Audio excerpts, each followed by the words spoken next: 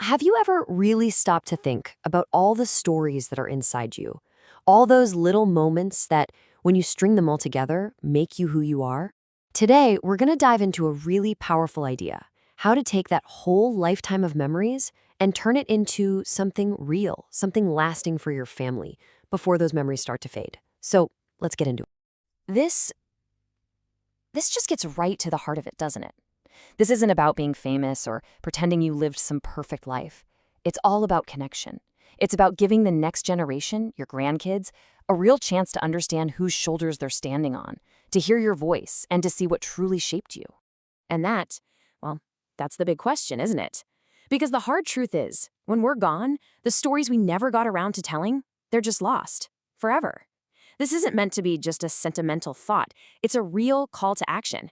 It puts the responsibility of preserving a family's history right where it belongs.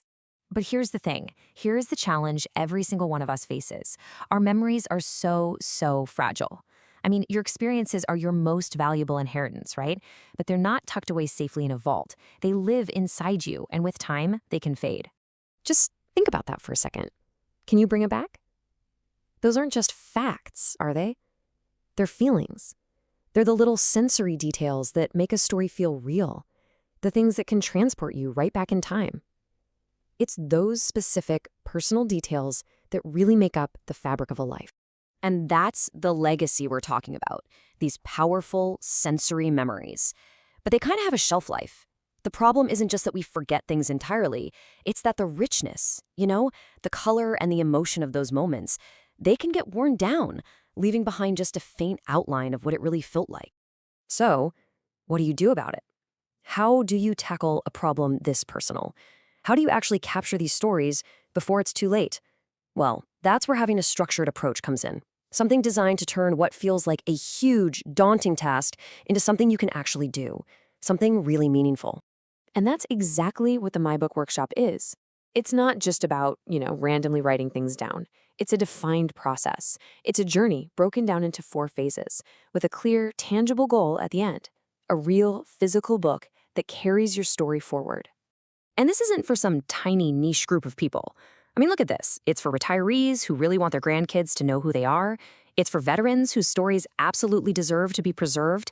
It's for seniors who are maybe starting to notice some changes in their memory. And it's also for adult children who want to help their parents do this, creating a project that can actually bring the whole family closer. And what's so great about this method is how universal it is. It's built for real people, not professional writers or tech geniuses. It just works for pretty much everyone. Okay, so how does it actually work? Well, the real power here is that it takes this huge, kind of overwhelming idea of writing your life story and breaks it down into 4 simple, totally manageable phases. And here they are. It's simple. Remember? Organize, bring it to life, and finally, share it. It's a clear roadmap that takes you from a fleeting thought in your head to a real, tangible legacy in your family's hands. Let's break them down real quick. Okay, phase 1 is all about remembering, but in a really gentle way. You use simple AI prompts that act like a patient, curious interviewer.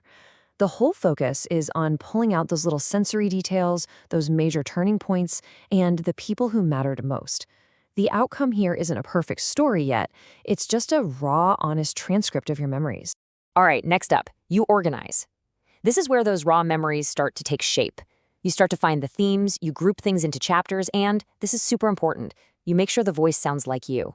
Whether you're funny, serious, a little formal, or totally conversational, it has to be authentic. Phase 3 is where it gets really fun. This is about making your story a full-on experience. You start adding in old photos, maybe even links to short video clips or audio recordings of you telling a story.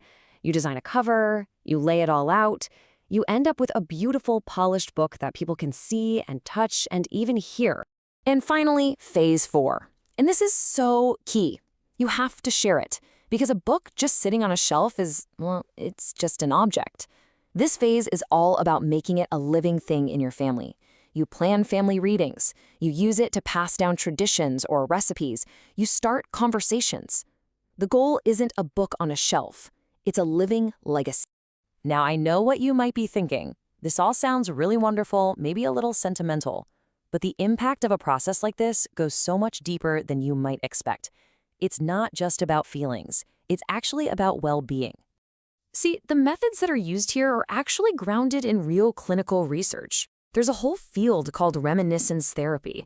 So the benefits we're about to talk about, they're not just nice stories. They are measured, proven outcomes. And just look at this dual impact. It's incredible. For the seniors who are telling their stories, the process itself is a powerful form of mental wellness. Research shows it can literally reduce depression, improve cognitive function, and give them a stronger sense of who they are. And for the families listening, well, kids who know their family history actually show higher self-esteem and more resilience. It makes the entire family unit stronger. I mean, this quote just says it all, doesn't it? The act of sharing your life story is such a profound gift. It actually has healing, strengthening properties for everyone involved. It's kind of like preventative medicine for the family's soul.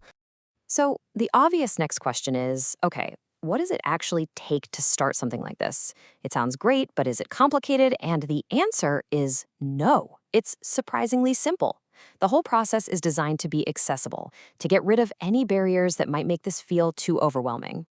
You don't need any fancy, expensive tools. Seriously, we're talking about a simple AI system like Perplexity, which is perfect because it just feels like having a gentle conversation. Then you need a free organizer, something like Notion, which is great because it's super flexible. It can hold your text, your photos, everything in one spot. And finally, just your own voice.